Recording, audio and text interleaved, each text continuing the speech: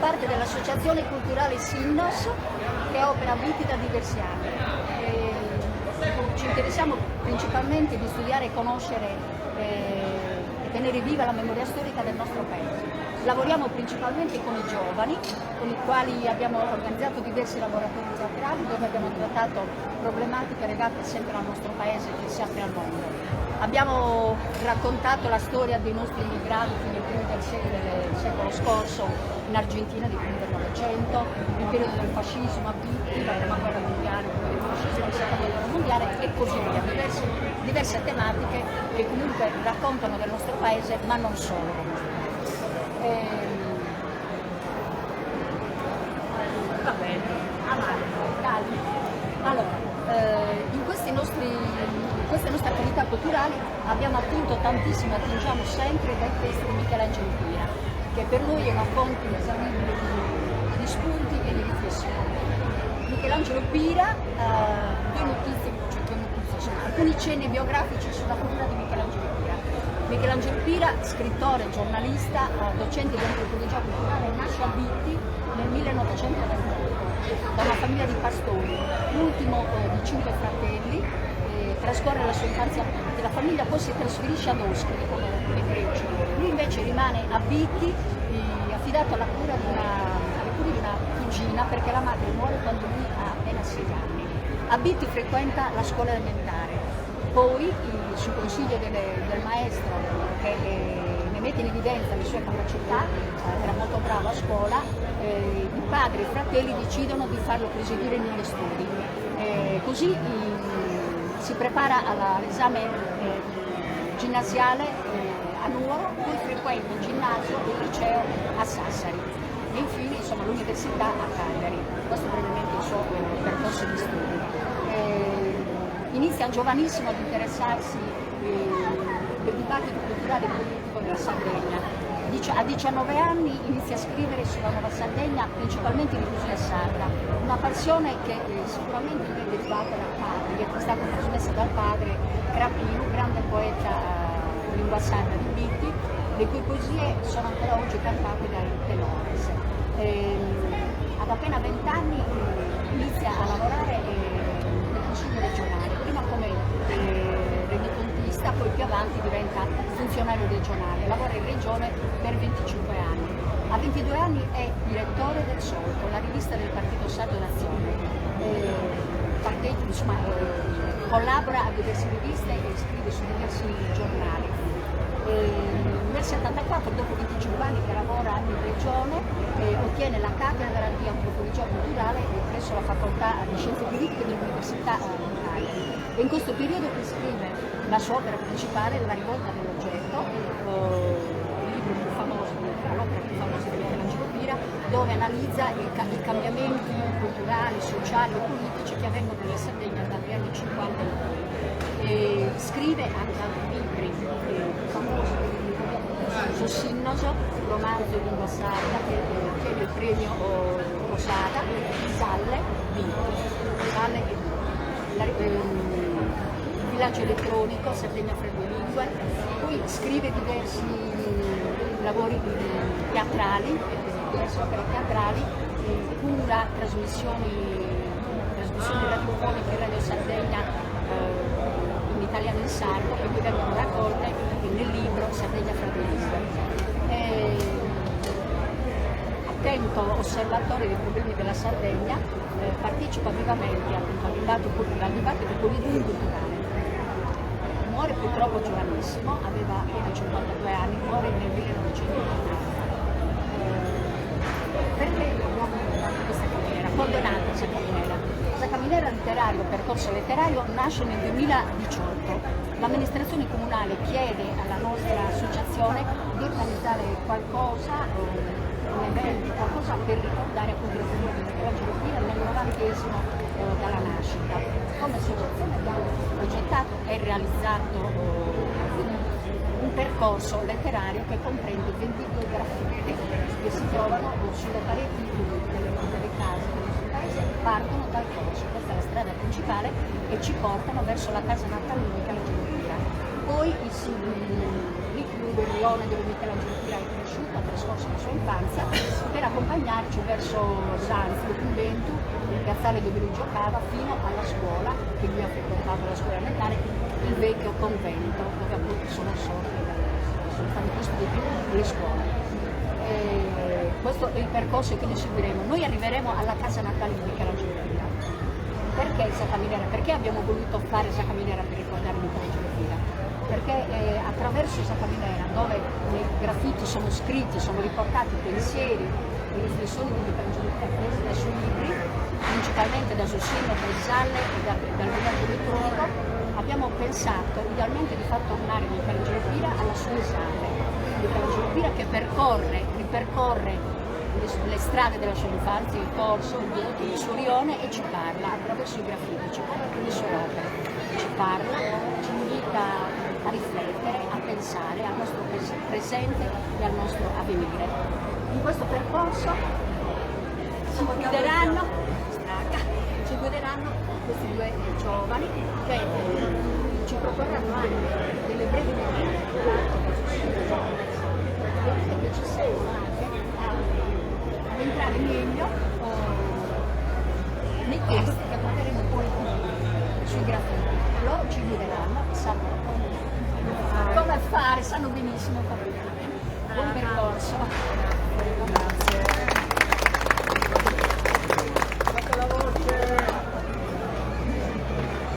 Ritrovammo.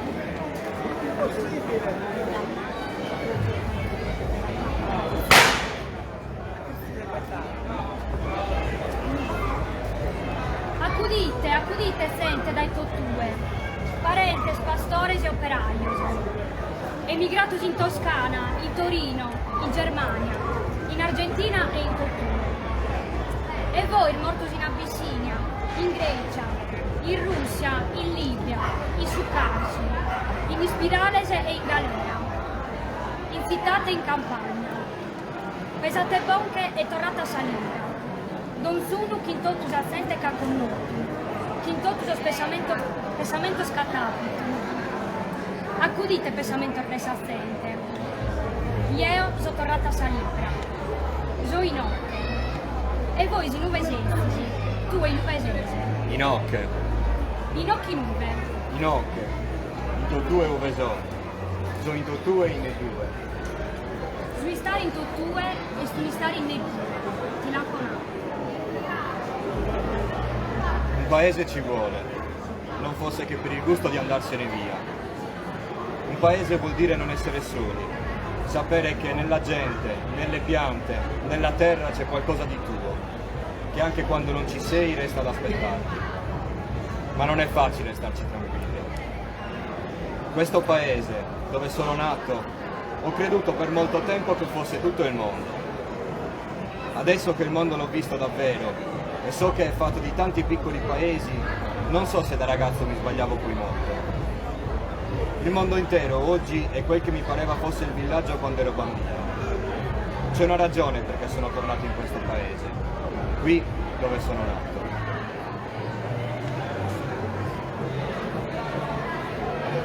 Al termine della grande svolta, Isalle apparve, all'ombra della rocca di Sant'Elia che nascondeva la luna. Da quel punto Emiliano conosceva le scorciatoie. Sul Montalbo cominciava a schiarire e le stelle impallidivano. Niente era cambiato laggiù. Nel sentiero ritrovava ad ogni passo ricordi che credeva per sempre perduti. I muri, gli alberi, le pietre in mezzo al sentiero. Tutto era rimasto al suo posto. Ma cosa chi prova a scomprendere bicchiere tempus e esperienza. E cosa che hanno una esperienza non la scomprende più. Cosas che pro fortuna si dimenticano e cosas che pro fortuna si aumentano. E cosas che si credono dimenticatas e che invece una dia all'improvviso tornano a contro. Ci seguiamo, ci stiamo davanti alla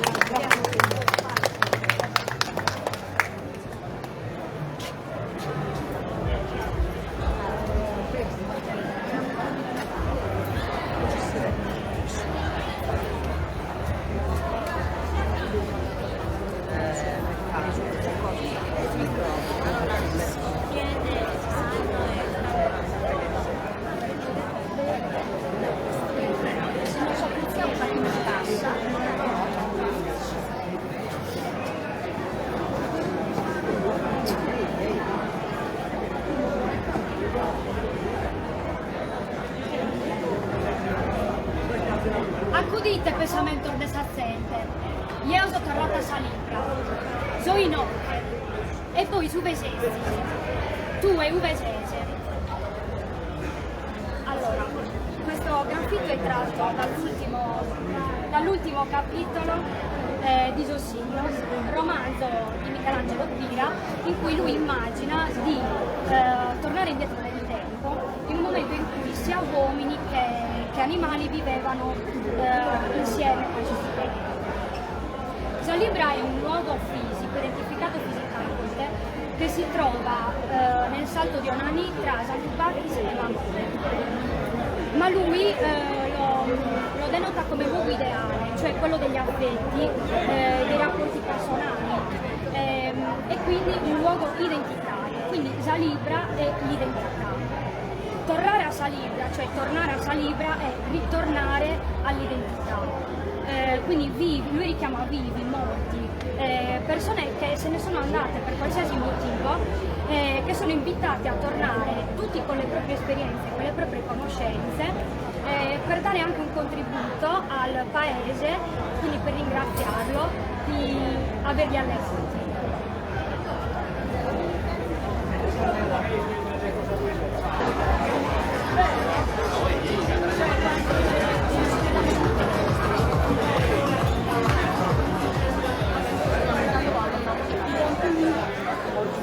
Così è la vita, e il mondo tondo è. Sull'albero caduto tutti fanno legna. Questa è una frase di un dialogo che Michelangelo Pira fa fare al padre e al fratello maggiore, ma lo approfondiremo poi successivamente. Comunque era la citazione sempre di Isalde, riferita al tema della guerra, di cui però parleremo dopo in maniera più approfondita.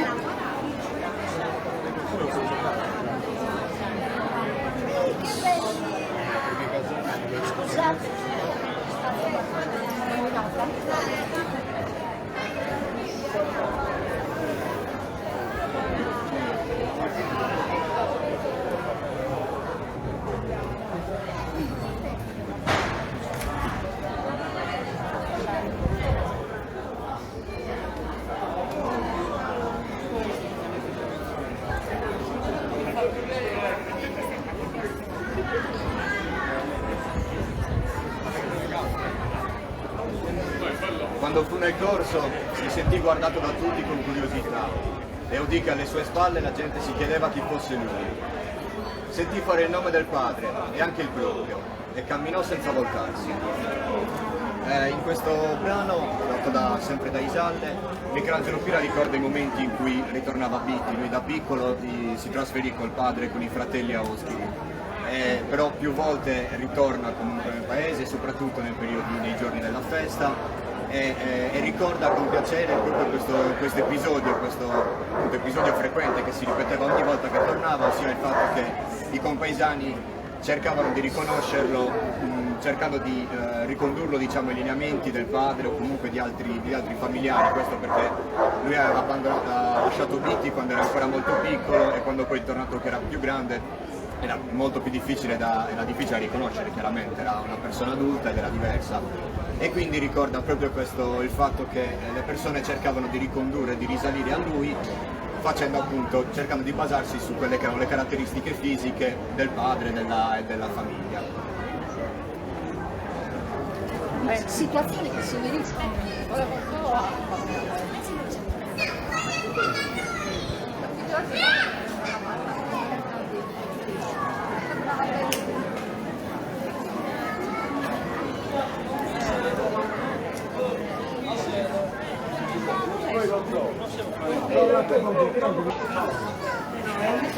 Certo, magari Parigi.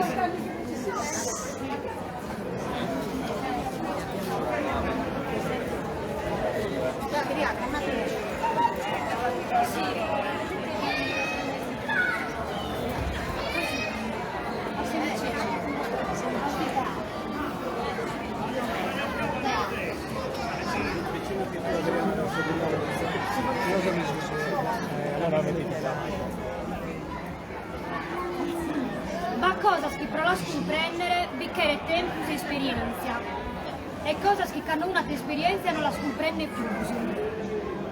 Allora, questa frase è indicativa, molto eloquente, non a caso è l'incipit del romanzo Possillus. Allora, non c'è granché da dire, solo che, come dice lui, ci sono delle cose per cui ci vuole il tempo e l'esperienza per poterle capire. E invece cose che con il tempo e con l'esperienza uno non le capisce più. Però Michelangelo Pira va ancora avanti e dice che c'è sempre una possibilità per ognuno di noi di poter riscoprire dei ricordi che sembravano perduti nei anni della nostra mente, della nostra memoria, ma che invece un giorno riaffioriscono. E quindi ognuno di noi ha sempre una seconda possibilità.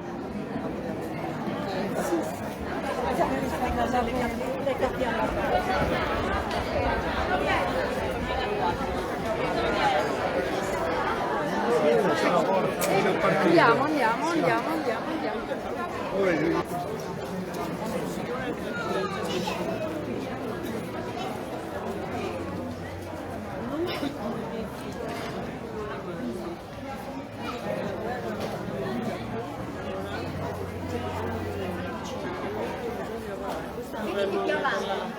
Facciamo cerchio.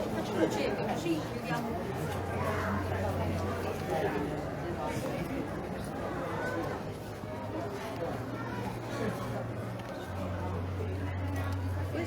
Così è la vita. E il mondo tondo è. Sull'albero caduto tutti fanno legna. Ieri tutti viva viva, oggi tutti contro. Così è la gente. È più facile convincere 1000 uomini che uno solo. Perché l'uomo quando è solo ci ragiona, ci pensa alle cose, le studia. Mussolini aveva convinto tutti, ma nessuno era convinto. Come? Nessuno era convinto. Nessuno di quelli che gridavano nelle piazze. Perché nessuno pensava a quello che gridava, ma pensava solo a gridare e a fare quello che facevano gli altri. L'avrei voluto qui Mussolini, a parlare con me da uomo a uomo, perché è così che si parla. Io gli avrei detto, no, tu i miei figli alla guerra non li mandi, perché la guerra la fanno già qui, lavorando, perché qui c'è bisogno di loro e loro hanno bisogno di lavorare. E iti mi poti annare, disse. E che posso ti annarvere? Che voi siete stravagante, perché chi comandava era lui e non aveva bisogno del vostro parere per fare la guerra. Già. Se a farla dovevano mandarci i miei figli, il mio parere contava più del suo. Non è così che si ragiona. Non è modo di ragionare questo. Si discutono le cose. E invece lui si è alzato una mattina di malumore e ha detto adesso faccio la guerra e ci mando i tuoi figli. Questo è il modo. Ma le cose sono così, non come volete voi. Lo so che sono così, ma sono sbagliato.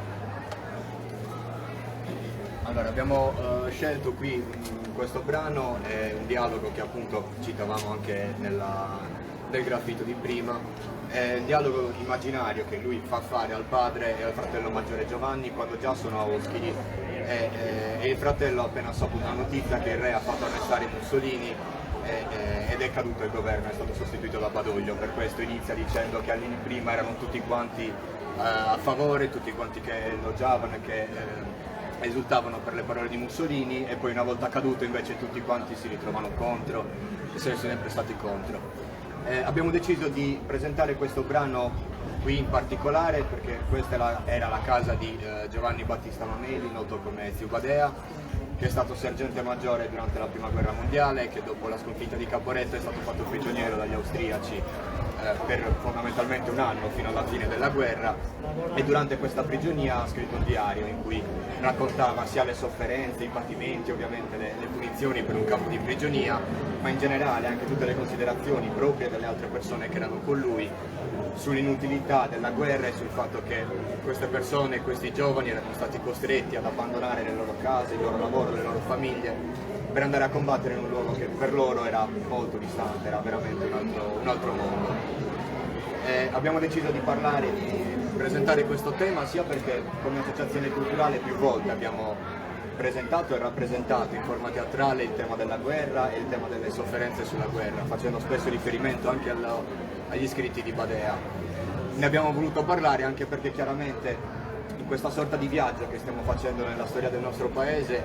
Le due guerre mondiali, e in un certo senso soprattutto la prima, sono stati dei veri e propri avvenimenti epocali, sia per i ragazzi, per ragazzi di 20, 25, 30 anni, che da un momento all'altro appunto si sono ritrovati catapultati in un mondo completamente diverso da loro, persone che spesso non erano mai uscite dal loro circondario o addirittura dal loro paese.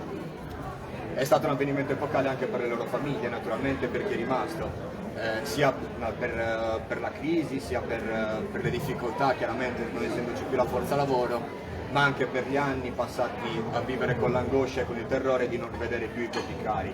E la lapide che da qua a pochi metri ci ricorda quante persone solo nel nostro paese, quanti ragazzi ci hanno lasciato e sono stati mandati a morire per delle cose di cui spesso non capivano proprio l'esigenza e soprattutto ci è sembrato doveroso parlarne e ricordarne in questo momento, perché alla luce di quello che sta avvenendo a livello internazionale, cose che noi pensavamo che almeno da noi fossero ormai lontane, fossero ormai sparite, e che invece non spariscono e non scompaiono mai, e per questo è necessario che ognuno di noi faccia in modo che certe cose non si ripetano mai più. Tenere alta la guardia. Bravi!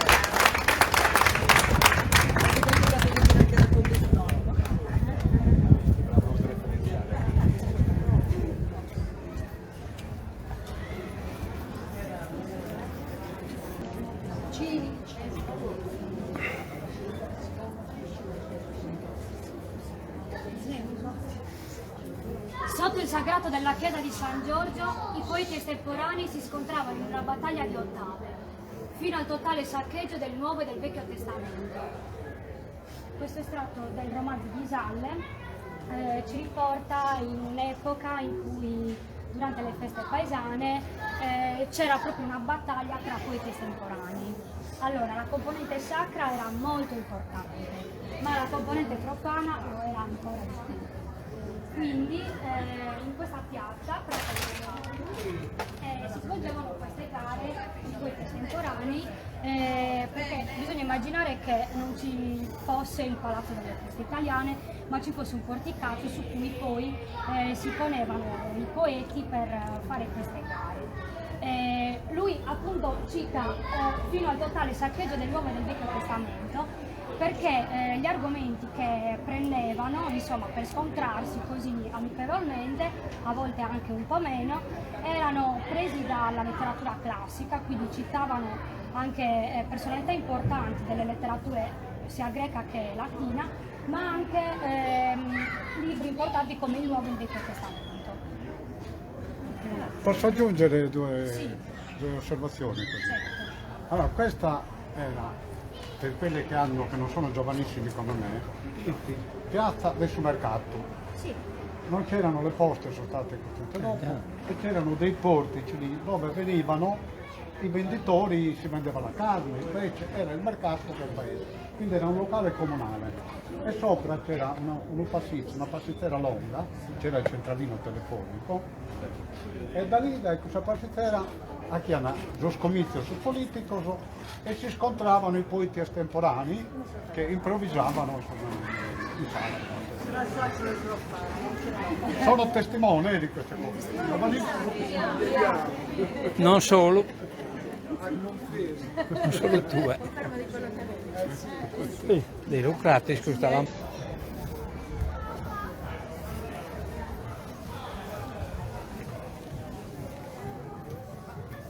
Il patrono di Isalle era un San Giorgio guerriero. Quando lui passava a cavallo nella processione, chi aveva armi da fuoco aveva l'obbligo di usarle a salve. Il trionfo del santo somigliava a una grande battaglia. In questo brano, sempre tratto da Isalle, Michelangelo Pira parla appunto del patrono del nostro paese, San Giorgio, di cui questa è l'omonima chiesa. È importante ricordarlo, specie per il fatto che appunto sia per lui naturalmente, che spesso che non viveva più a Viti dai primi anni, insomma, dalle scuole elementari, quando tornava spesso era in occasione proprio delle feste, in particolare della festa del patrono, che era un momento importante per tutto il paese, perché era uno dei pochi momenti veramente di aggregazione in cui le persone uscivano molto più spesso e si vedevano molto più spesso, quindi lo ricorda più volte proprio appunto per il ruolo centrale che aveva nella comunità, un evento che era atteso da tutti i compaesani.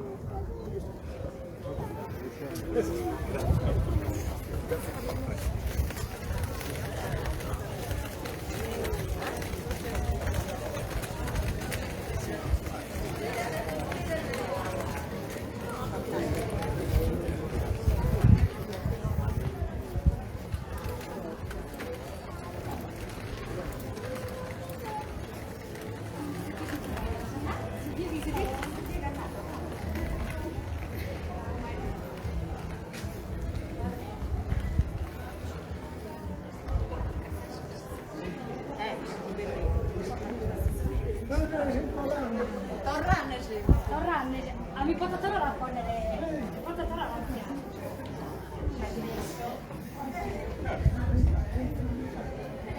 no, invitato. Controluce.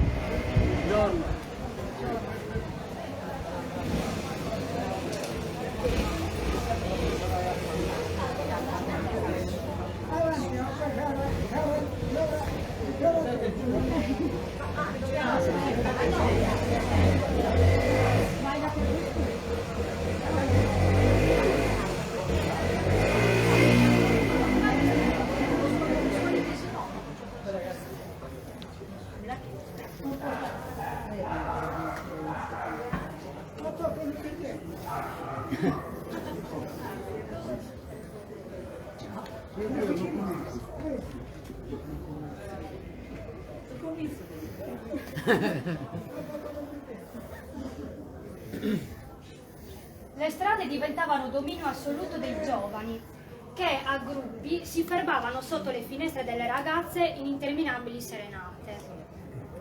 Anche qui viene descritta un'usanza che ormai non si pratica più, in cui i giovani cantavano, cioè andavano nelle case delle ragazze e cantavano loro le serenate. Cioè, questa usanza veniva messa in pratica sia in giorni comuni oppure durante le feste.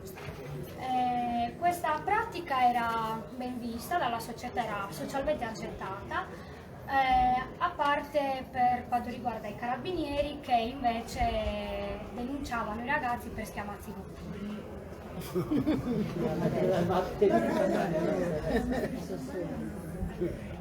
Che hanno disturbato los arrestaia. Ai tempi dei fascisti.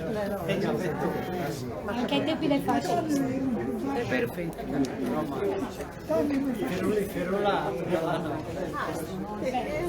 A mezzanotte. Capito? Ciao, ciao. Non va Dov'è?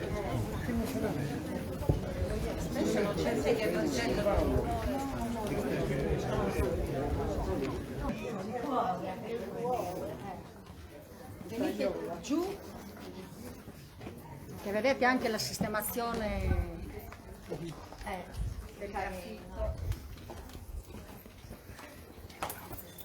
Questo è un graffito abbracciato dall'abitante della casa e del vicinato.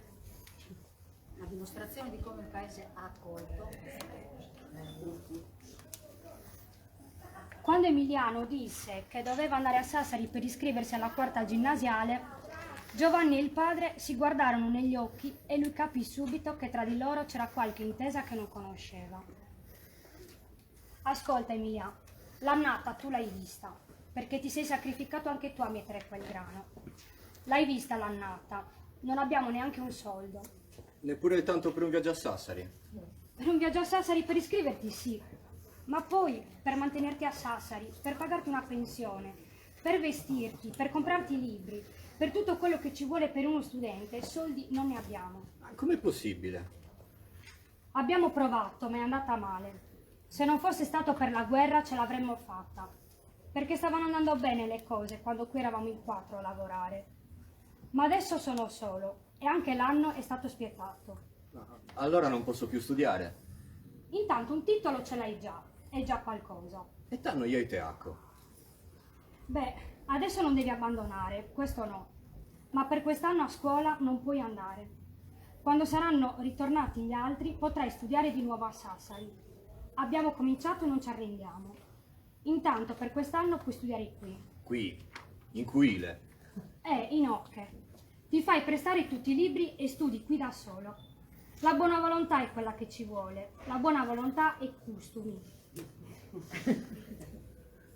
Tu, Emilia, devi dimostrare che riesci a farti uomo anche così. Non c'è altra possibilità per noi di uscire dalla nostra classe. Tu, proprio tu, dicevi che non è vero che chi nasce di legna cattiva muore. Ecco, adesso è venuta l'occasione di dimostrare che hai ragione tu. Sei un perastro. Se vuoi diventare pero, devi subire la mutilazione dell'innesto. Prima di essere pero, devi soffrire a lungo. Non c'è nulla di facile nella vita, anche perché tu non sei un perastro di giardino protetto dal vento, ma un perastro di montagna esposto al sole, alla neve e alle capre. Per te diventare pero è più difficile, ma se lo diventi, il tuo merito è anche più grande, perché sei nato in terreno cattivo e sassoso. Te lo dovrai lavorare però il tuo pane, come ce lo lavoriamo noi, come se lo lavora il contadino, e ti sembrerà anche più buono se te lo sarai lavorato così.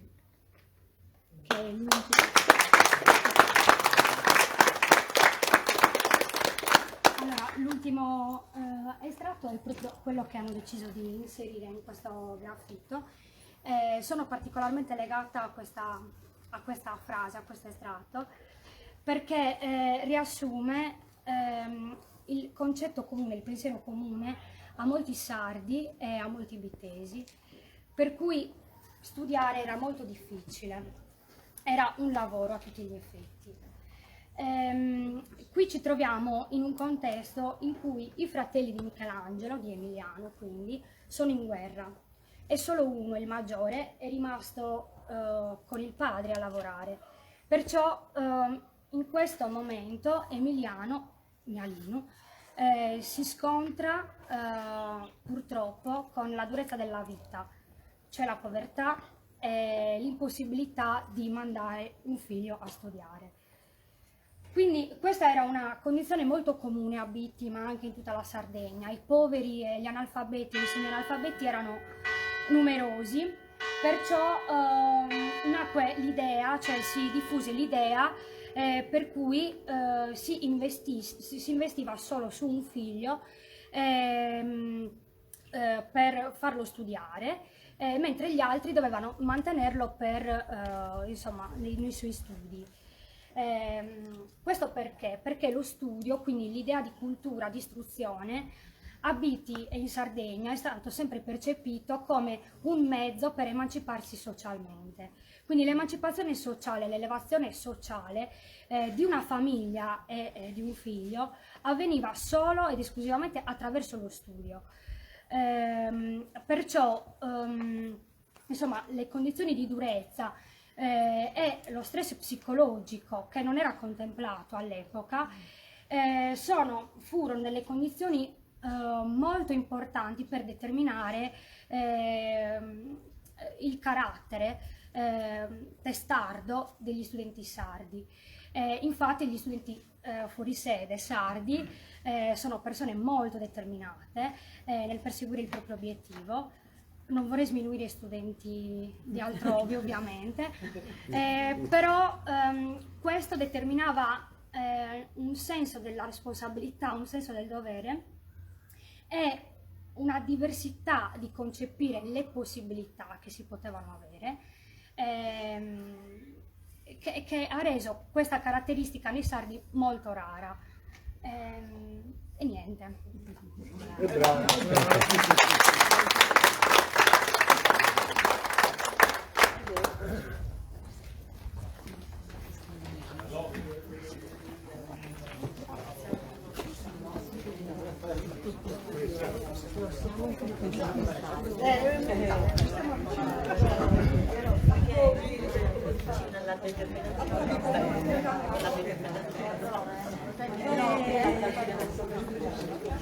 Gairo.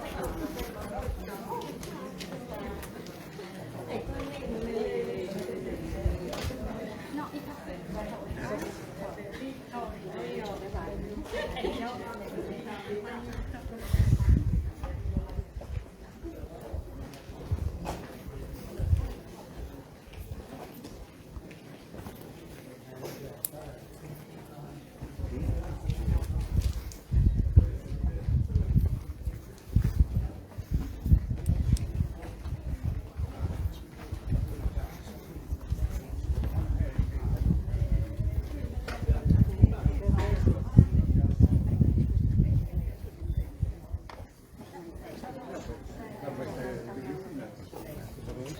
Ma l'idea è questa, e lo so arricchire.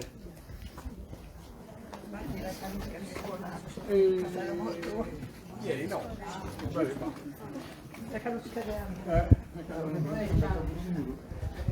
no, che mi l'ha dimenticato. Ciao, allora me l'ha mettoccato lui. No, però ya me l'ha mettoccato, non me sta passando, non stava ieri. Stato perché che si battono il baglione, è stato uno dei pistelli del cittadino. Però non so anche lo fa.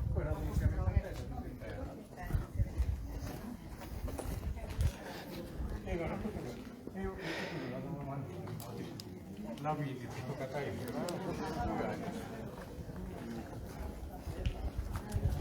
in un che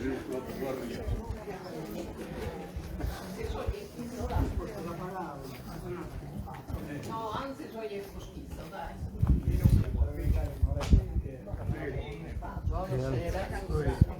Salute. Stanno gliela preso su campina, stanno da lui in Cagliari. Beseri, non picchi. che hai fatto? Vanno a collare prima. Ciao, via.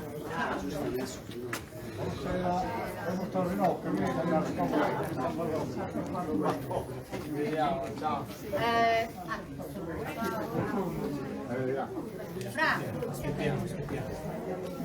Venite qui, venite in basso. Anche da questa Più parte. avanti. Andate giù, in modo tale che...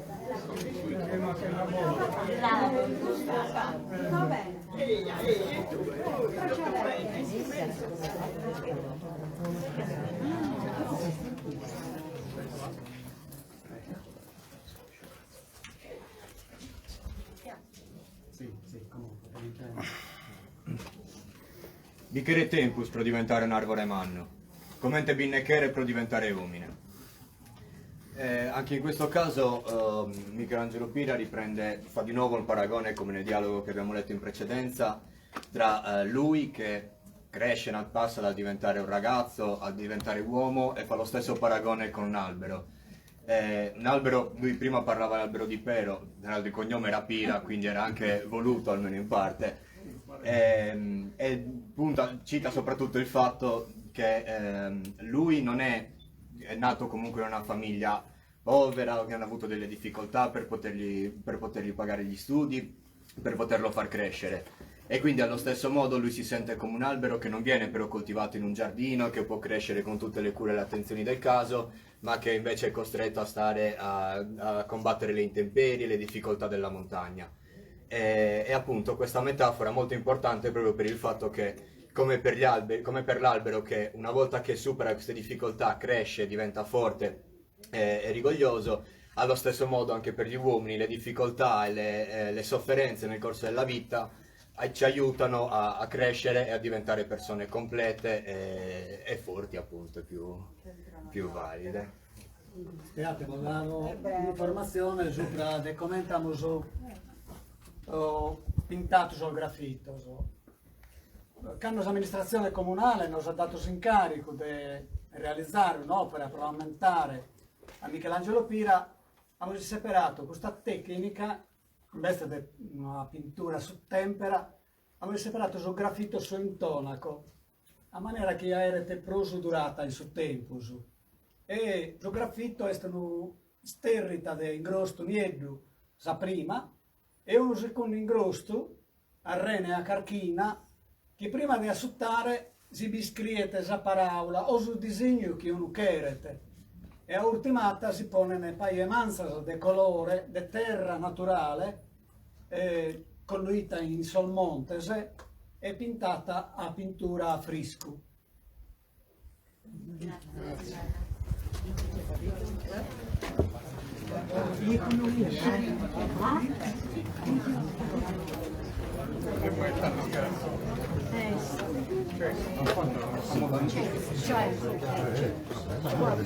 La finestra.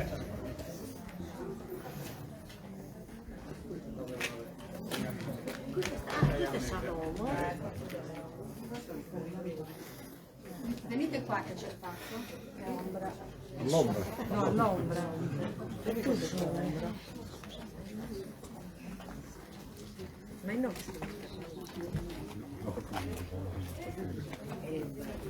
Oh, giù. Ma devi adesso.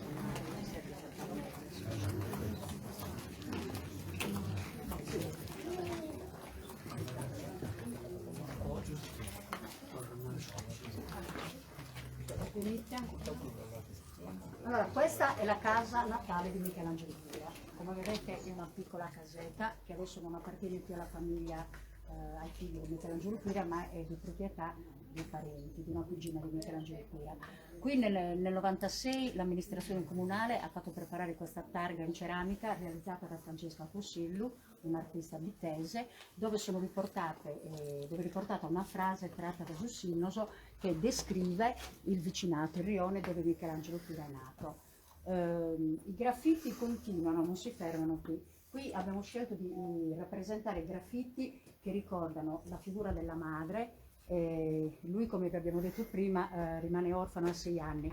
Il ricordo della madre, il dolore per la perdita della madre è presente in tutti i libri di Michelangelo Pira.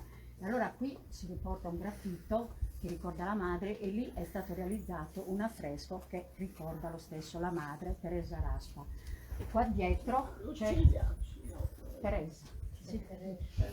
Qui dietro invece c'è un graffito che riporta la frase che i ragazzi hanno letto su del perastro per diventare pero, quindi è riportato qui dietro, proprio perché qui abbiamo cercato di descrivere la crescita e la formazione di Michelangelo Pira. I graffiti proseguono a Carrera Longa, che è questa strada che porta verso Zanzilo, il piazzale dell'Angelo, che lui descrive nel libro Zalle, dove lui giocava con gli amici.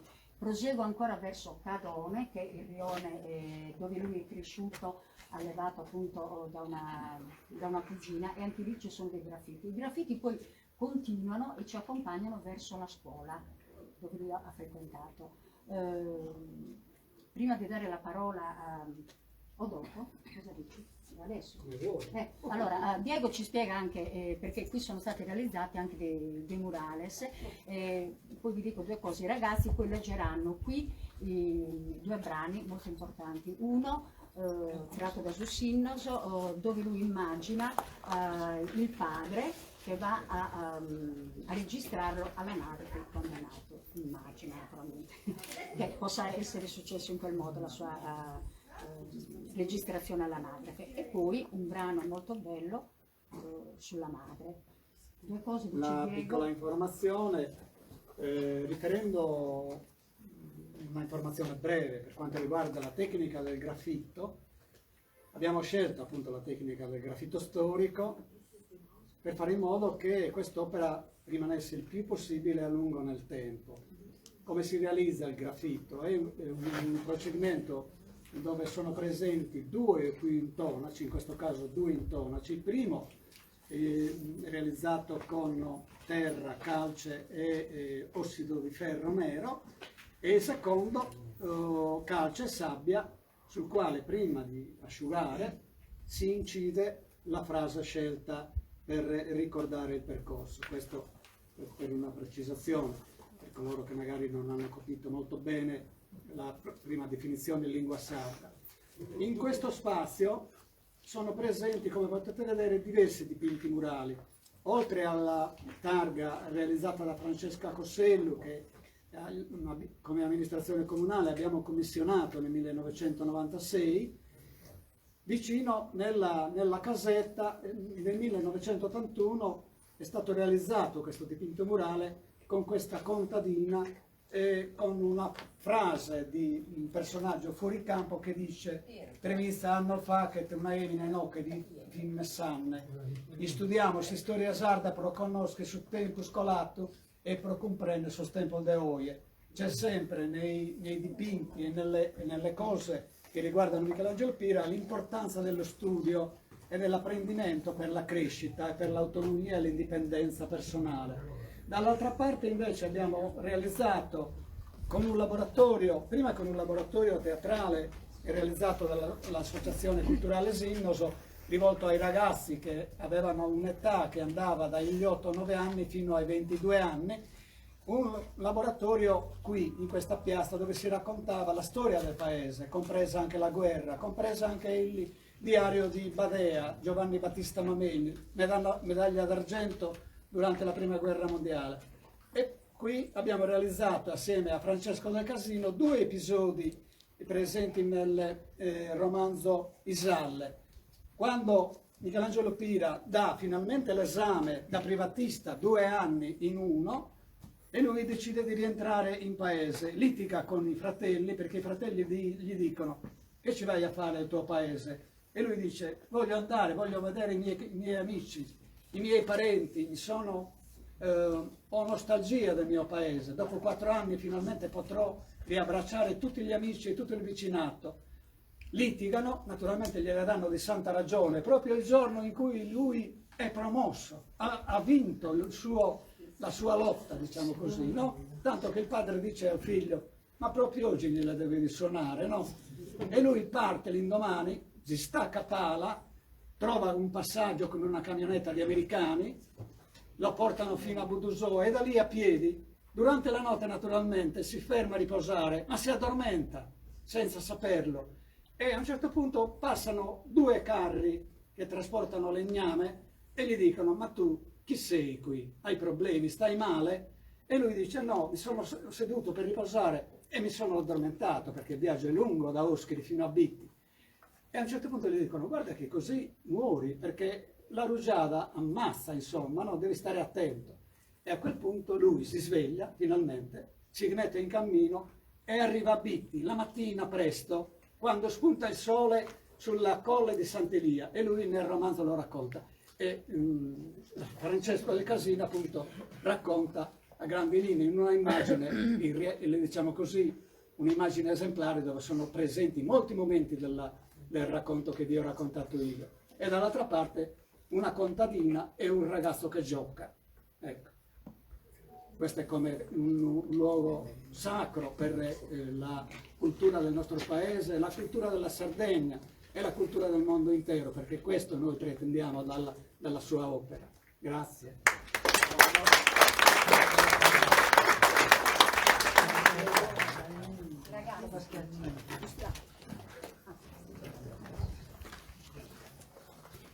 Miliano mi conto. Miliano. Emiliano. Tu hai sul registro iscritto su chi ti pare, io li dico Miliano Pinna. Pinna va bene, ma Emiliano no. E scommetto che tu non iscrivi manco te Carennarre questo nome. Carennarre è nato in Emilia e invece tu in Occher naschicchio, in Sardegna. Già applicato comunale a che ha sempre su difficile esistruito. Remunno che ha approiato tutto Zaida l'ha posto in spanta miseroso, che pro giusto dei vegai non si potia. Ma in spanta miseroso, e tu non miseri sicuro, e spantaiata i sematessi. L'hai andato sul posto che hai schiati scrivere e che sa guerra europea una granata si l'hai ammannicato quasi tutto a mano destra, Savona, e che su che li restai a potiate via a piccare Sapinna. Hai dato un'iscrittura tutto vrorita e giocata, e pur di un pastore lo rusingai a nanneli. Già gli scritti screschi a tie, i no che mi porterà tesu. A custore in Londra io che pistato. In Londra, pro narrere su plus a largo possibile e in loco importante. Binnai adesso schibile una raina credendo a beru che su leghere si scrivere i tunarte che aberia donzianna. Bacchi spinna gli schiattisse sareione dei surumeni che queria ponere su izzo. Una via dai su veterinario, il su cuile, hai attinteso contare sul conto di Emiliano Zapata, che dai pastore è diventato generale a Chernesa guerra sul Ricoso, che a Saine l'hanno morto che Sirvone. E a Bacchi Spinna, che su quintenniata li restaiati non ricrasa, su conto il pianto. E come queria pesare a zappata, ma in segreto, chi sono ricco non si ne essere inabizzato. Un segreto che potete scoprire via su veterinario. Emiliano poté renare spuro che a manni zumeo in Emilia biannata, a travagliare o a vivere. Io ho bisogno con la tintena nanna su fronte, e la poisti in Emilia serva a chizzu in mesi stiu. Uff, Anna bene tanno. Pinna, Emiliano di Bacchisio. Ai, Bacchisio. Io so Bacchireddu, Bacchi Spinna. Bacchireddi in sardo, ma Bacchisi in italiano. Agnagnai, e tanno Pinna che l'italiana che penna. Pure te ne scrivi per una Bacchisio. Amici sei curioso a vero. Il cognome non si può italianizzare. Pinna isi e Pinna restasa. Immagino che la registrazione del seno scritta mea sia tornata come te la può contata. Ma vorzisi a mi denunziare a s'anagrafe, babbu, manco bestannato. E ha fatto tutto usa mastra e parto. Zu Battistata, che un impiegato ha ti scritto in s'anagrafe, Pinna Emiliano di Bacchisio e di Deredda Giovanna, nell'anno 1928.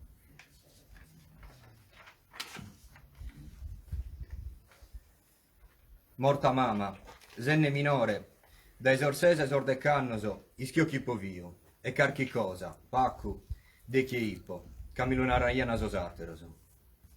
Ippo galuviu, ma cari mamma, prima de partire dai salibra, progirare a morrere a bidda marenatu, commenta sa facere, core mamma, chi si barriva a mannu, manco ti mas a mentare.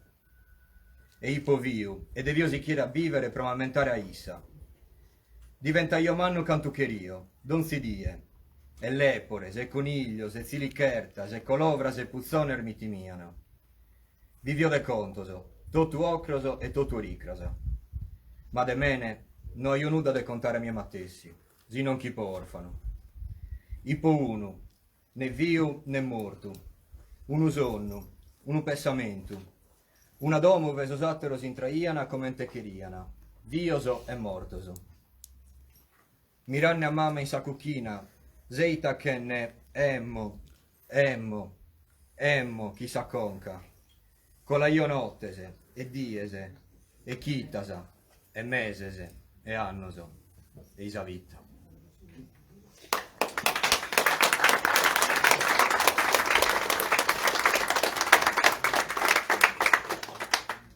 Accudite lamento se pessamento, girate totu canto da salibra.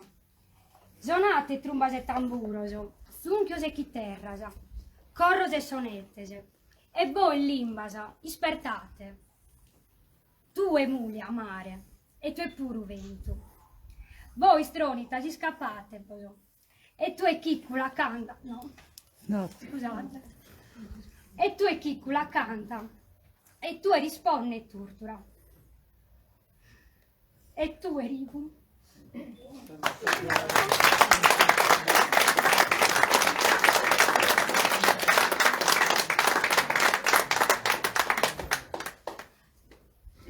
E tu è rivu, vita, curre.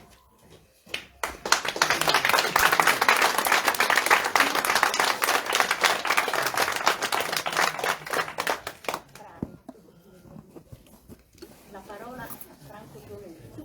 Ah no, aspetta, sì. Vorrei concludere due paroline.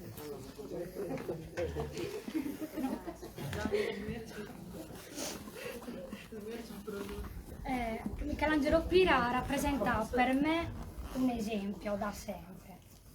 Ed è molto importante aver partecipato a questo progetto perché Michelangelo Pira è un importante intellettuale. Io ne riconosco il valore culturale ed intellettuale, l'apporto comunitario che ha dato alla comunità ma anche a tutta la nazione. È uno scrittore impressionante e ci sono legata moltissimo perché la Rosaria che lo ha allevato, la cugina che lo ha allevato in Isalli, nella città, è mia bisnonna, Francisca Rosa del Portante, che in realtà era la moglie del suo cugino di sangue.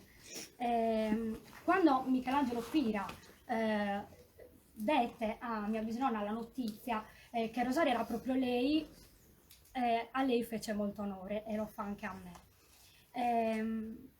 E quindi cioè, non è legato solo alla memoria intellettuale di tutti noi, alla memoria culturale, ma è anche un ricordo legato alla mia memoria familiare ed è molto importante.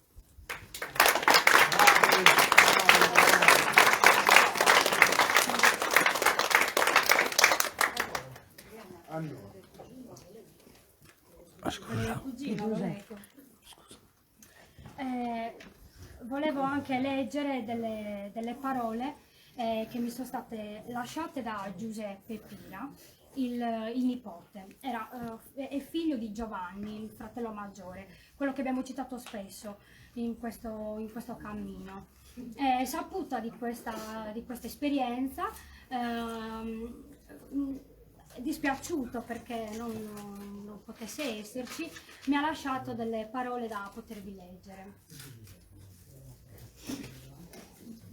Di fiume Alinu, chi narra su Chisco, a parte su chi vesti sul libro suoso, sono so sconto che intenia può desaccento scriesa.